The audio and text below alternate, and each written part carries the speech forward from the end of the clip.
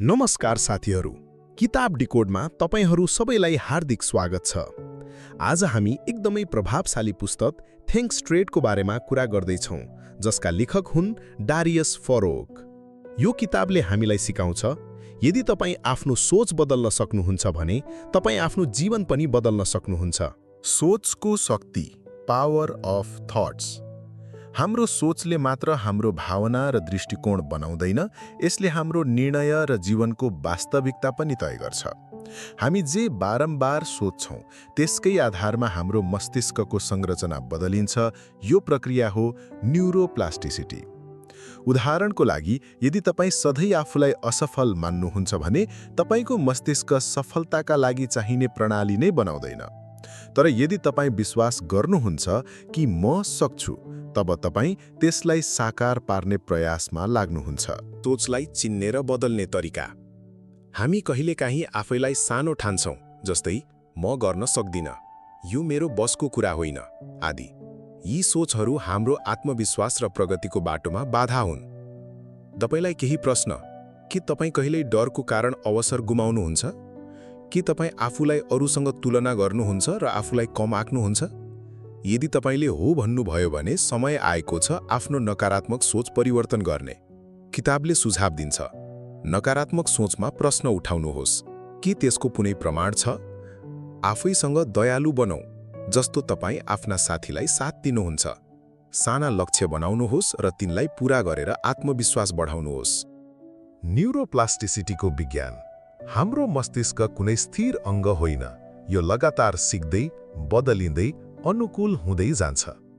तपाईँ नयाँ भाषा सिक्न सक्नुहुन्छ, नयाँ सिप विकास गर्न सक्नुहुन्छ, तपाईँ जुनसुकै उमेरमा हुनुहोस्।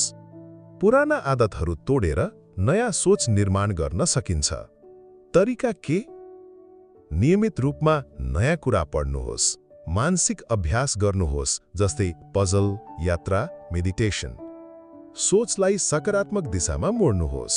आत्मचेतना सुधारको पहिलो खुड्किलो हो। हामी के सोच्दैछौँ, के महसुस गर्दैछौँ भन्ने कुरा बुझ्नु।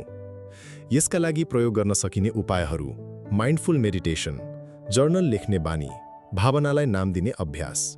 जब तपाईँ आफ्ना भावना र सोचसँग सजग हुन सिक्नुहुन्छ, तपाईँ त्यसलाई नियन्त्रण गर्न पनि सिक्नुहुन्छ।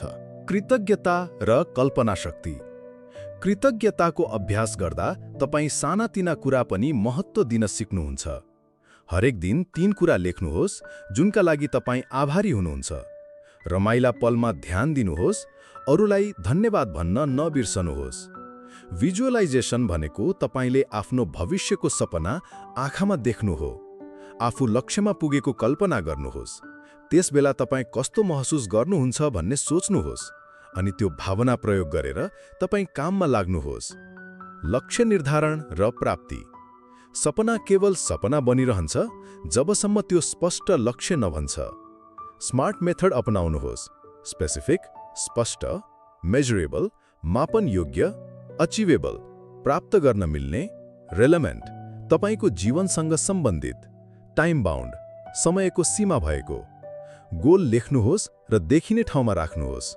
छोटा सफलता मनाउनुहोस्, सकारात्मक रहनुहोस् र प्रेरणादायी मानिसहरूसँग जोडिनुहोस्। सम्बन्ध निर्माण। सफलता केवल एक्लो यात्रा होइन, बल्कि राम्रो सम्बन्ध बनाउनु पनि उत्तिकै महत्त्वपूर्ण छ। अपनाउनु पर्ने कुरा: खुला र स्पष्ट संवाद, एक अर्काको भावना बुझ्ने प्रयास, सम्मानजनक व्यवहार। विवाद भएमा शान्त र समाधानमुखी भएर कुरा गर्नु। साथी, पार्टनर वा परिवार सबैसँग इमानदारी, माया र सम्झादारी जरुरी छ। समय व्यवस्थापन र उत्पादनशीलता, प्रोडक्टिभिटी र टाइम म्यानेजमेन्ट। तपाईँको टास्कलाई प्राथमिकतामा राख्नुहोस्। ए टास्क अत्यावश्यक, बी टास्क आवश्यक तर तत्काल होइन, सी टास्क कम महत्त्वपूर्ण र डी टास्क न त आवश्यक न त जरुरी। अन्य उपायहरू: ध्यान भङ्ग हुने चिज हटाउनुहोस्, जस्तै फोन नोटिफिकेसन। एकैचोटि एउटा काम गर्नुहोस्, ब्रेक लिनुहोस् र 2 मिनेट नियम अपनाउनुहोस्। जुन काम 2 मिनेटमै सकिन्छ त्यही बेला गर्नुहोस्। आर्थिक सजगता। यद्यपि यो किताब आर्थिक विषयमा केन्द्रित छैन, तर यसले केही महत्त्वपूर्ण सिद्धान्त दिन्छ। 1. स्पष्ट आर्थिक लक्ष्य बनाउनुहोस्। भावनात्मक निर्णय होइन, सोच विचार गरेर निर्णय लिनुहोस्।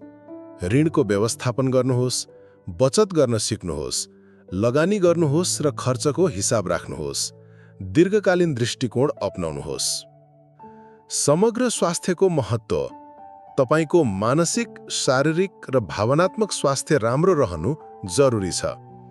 तनाव कम गर्ने उपायहरू: गहिरो श्वास, योग, मेडिटेसन, राम्ररी सुत्नुहोस्, निन्द्रा तालिका बनाएर, स्वास्थ्य आहार र नियमित व्यायाम, आफ्ना भावना स्वस्थ रूपमा व्यक्त गर्नुहोस्, सामाजिक सम्बन्ध बलियो बनाउनुहोस्। साथीहरू, थिङ्क स्ट्रेट केवल सोच बदल्ने किताब होइन, यो तपाईको सम्पूर्ण जीवनशैली, मानसिकता र भविष्य बदल्ने गाइड हो।